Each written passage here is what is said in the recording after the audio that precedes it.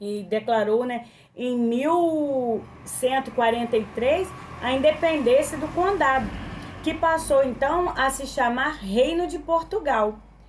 O Afonso, o que que ele fez? Ele iniciou uma dinastia de Borgonha, tá? Com isso, Portugal foi reconhecido como Estado independente pela Igreja Católica e por outros monarcas como a Inglaterra. Deixa de ser, né, aquela cidade dependente, tá ali, e se torna independente, se tornando reconhecida por outras monarquias.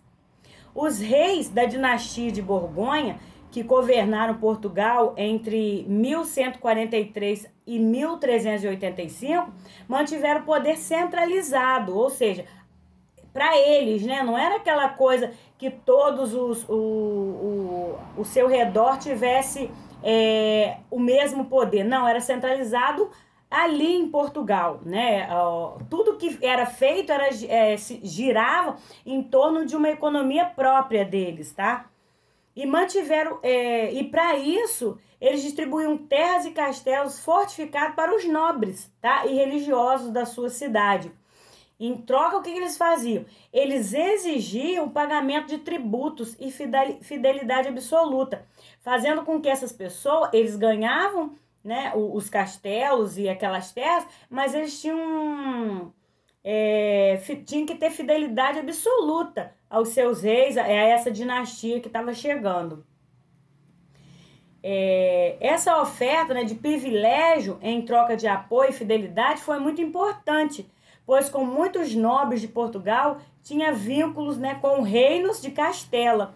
Isso evitava a traição da nobreza, né? Eles davam uma coisa e pegavam outra em troca, pedindo que eles fossem leais a ele, né? Evitava a traição para com eles. A dinastia de Borgonha também buscou o apoio da burguesia e, como em outros reinos, estabeleceu leis que favoreceram o comércio e as cidades. Com o fim da dinastia de Borgonha, os reinos de Castela tentaram novamente anexar Portugal aos seus domínios, já que tinha se tornado independente, né? Com o fim da dinastia de Borgonha, eles tentaram pegar de novo para fazer de Portugal uma terra novamente dependente. O que aconteceu? Para evitar esse acontecimento, alguns nobres, né, a burguesia e a grande parte da população, eles apoiaram João, que era um filho ilegítimo do falecido rei e mestre da ordem religiosa e militar de Aves, fazendo com que ele assumisse o trono, né, de Portugal e evitasse assim que eles tomassem novamente Portugal como dependente.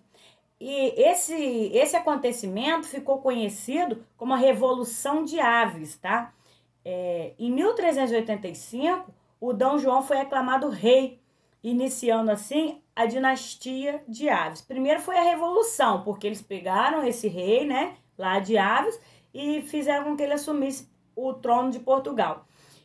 Como isso aconteceu, no ano de 1385, aconteceu então a dinastia de Aves. Além de ter um estado formado, Portugal também contava com um próspero comércio e uma burguesia interessada em expandir suas rotas para o Oriente. Liderados pelo infante Dom Henrique, filho de Dom João, os portugueses conquistaram em 1415 a cidade de Ceuta, importante centro comercial do norte da África. A formação do reino espanhol, por sua vez, passou por um longo processo, né? E teve início no século XVI, quando os reinos cristãos, né? Aragão, Castela, Navarra e Leão, eles localizaram-se ao norte da Península Ibérica, realizaram guerra para a recuperação dos territórios que estavam sob domínio árabe.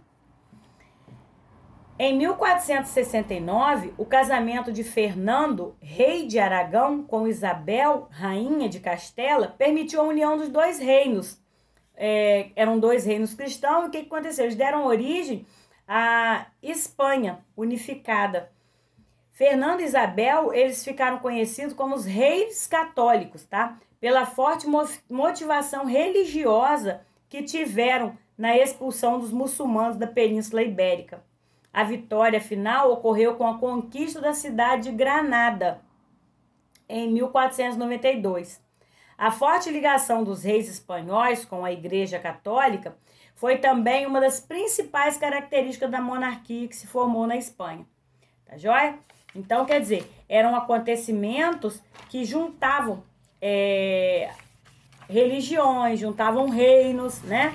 Para poder, assim, eles ganharem mais poder, se sentirem mais fortes, tá bom? Beijão, até a nossa próxima aula.